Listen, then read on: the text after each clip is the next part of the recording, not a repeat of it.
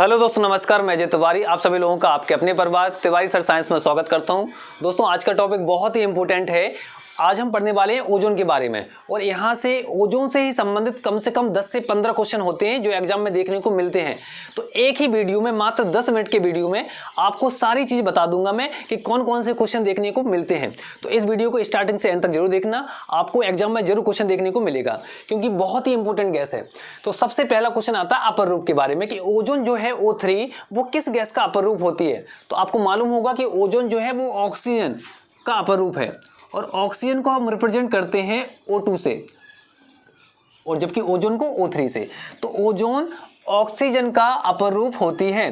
अब हम बात करते हैं ओजोन परत। आपको मालूम होगा कि वायुमंडल में वायु की अलग अलग परतें होती हैं, जैसे क्षोभ मंडल, समताप मंडल, मध्य मंडल, बाह्य मंडल, आयन मंडल। ठीक है, troposphere, tropo, strato, meso, thermo, exo, इस टाइप से अलग अलग परतें हैं। तो जो ओजोन की एक परत पाई जाती है वो किस मंडल में या किस स्फीयर में पाई जाती है? तो आप बोलोगे ओजोन परत समताप मंडल में पाई जाती है। किस में पाई जाती है? समताप मंडल में। अब अगर ओजोन परत समताप मंडल में पाई जाती है तो ये पूछा जाता है, नेक्स्ट क्वेश्चन है कि ओजोन परत की मोटाई को किस में मापते हैं?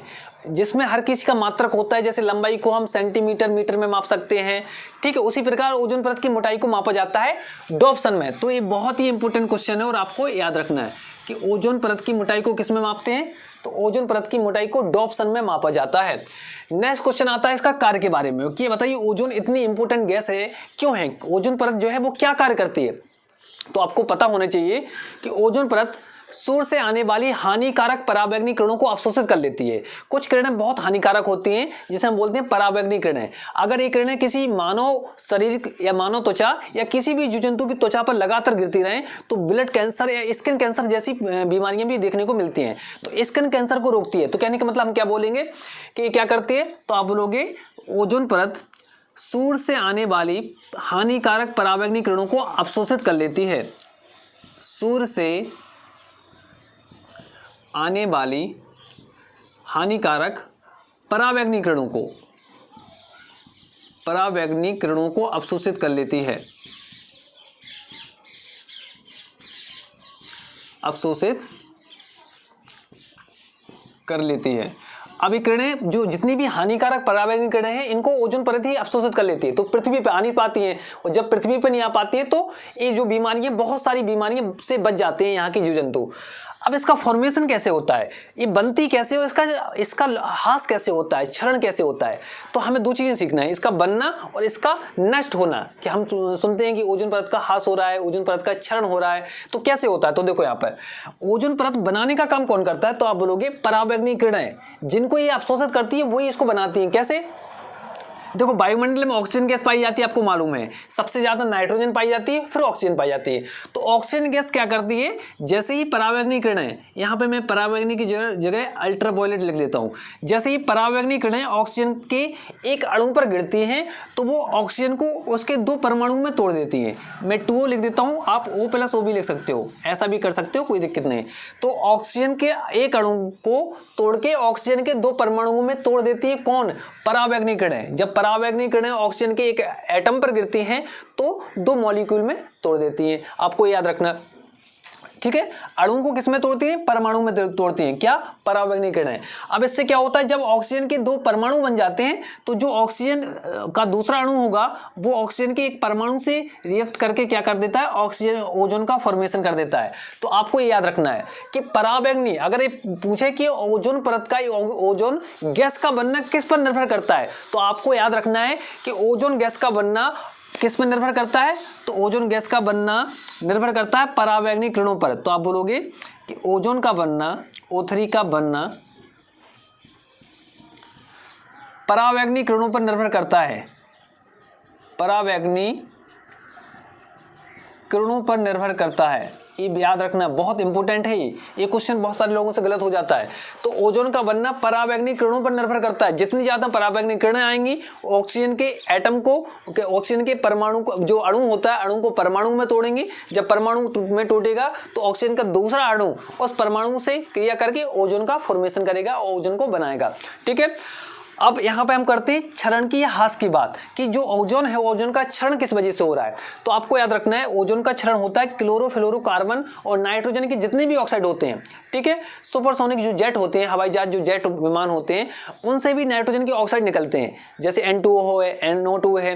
तो इस टाइप से नाइट्रोजन डाइऑक्साइड, नाइट्रोजन है ना, तो नाइट्रोजन के जितने भी ऑक्साइड होते हैं ये सारे के सारे ओजोन का क्या करते हैं, ओजोन का क्षरण करते हैं, और मुख्य रूप से करती है क्लोरोफ्लोरोकार्बन।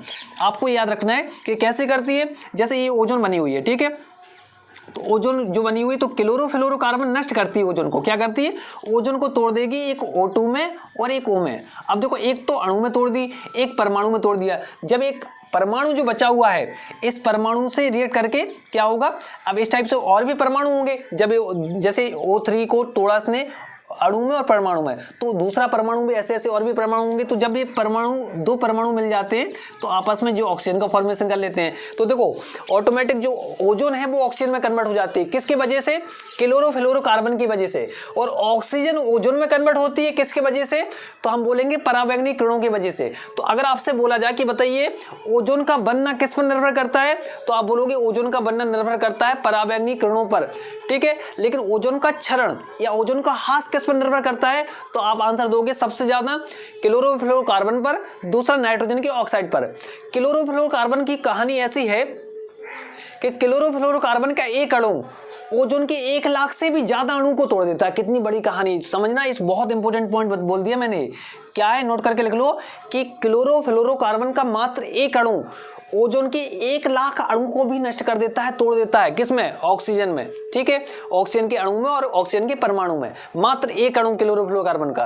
तो इसलिए आपने सुना होगा कि जो क्लोरोफ्लोरोकार्बन होता है, जो एसी में यूज होता था, रेफ्रिजरेटर में यूज होता था, उस पर बैन लगता जा रहा है, ठीक है। उन पर नए नए केमिकल हैं जो यूज होने लगे हैं, है ना।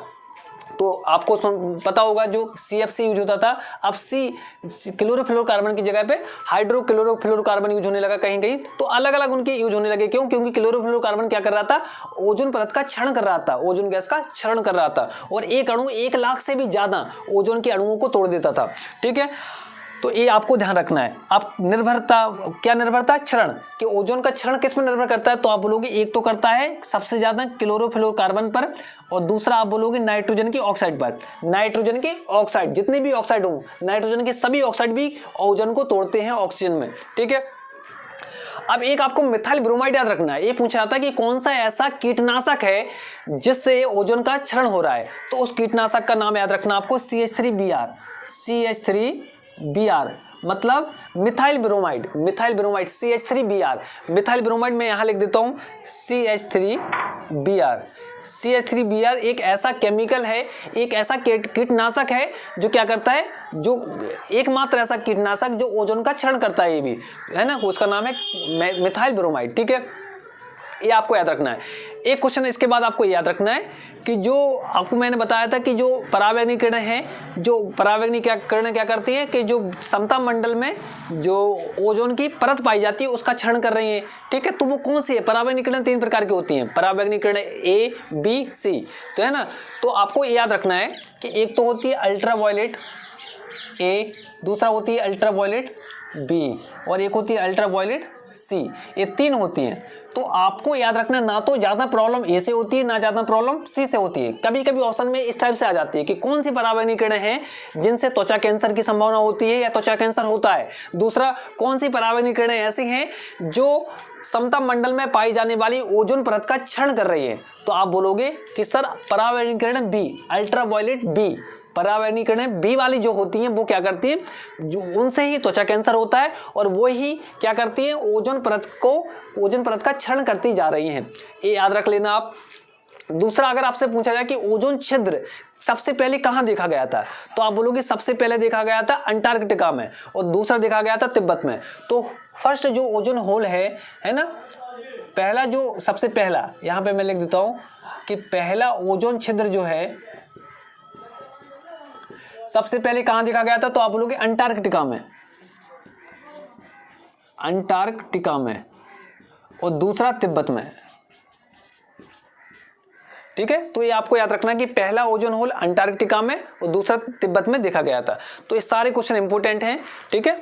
तो यहाँ से आपको बस इतना ही पढ़ना है। ओजोन से संबंधित कभी भी कोई क्वेश्चन आता है तो यहीं से आएगा। बस ये याद रखना है कि ओजोन का बनना किस पर निर्भर करता है, पराबैंगनी किरणों पर, जबकि ओजोन का बिगड़ना या ओजोन का क्षरण या ओजोन का ह्रास किस पर निर्भर करता है, तो मुख्य रूप से क्लोरोफ्लोरोकार्बन। इसके अलावा भी बहुत सारी हैं, लेकिन तो thank you for watching video. यदि आपको वीडियो अच्छा लगा तो चैनल को सब्सक्राइब कीजिए, वीडियो को लाइक और शेयर कीजिए, और बस इतना ही क्वेश्चन पढ़ना है आपको ओजोन के बारे में। अब यहाँ पर लाइट की व्यवस्था नहीं है, अभी मैंने ऐसे वीडियो रिकॉर्ड किया है ना, तो जैसे ही मैं भोपाल पहुंच जाऊंगा आपको कंटिन्यू वीडियो मिलेंगे और अच्छी तरीके से।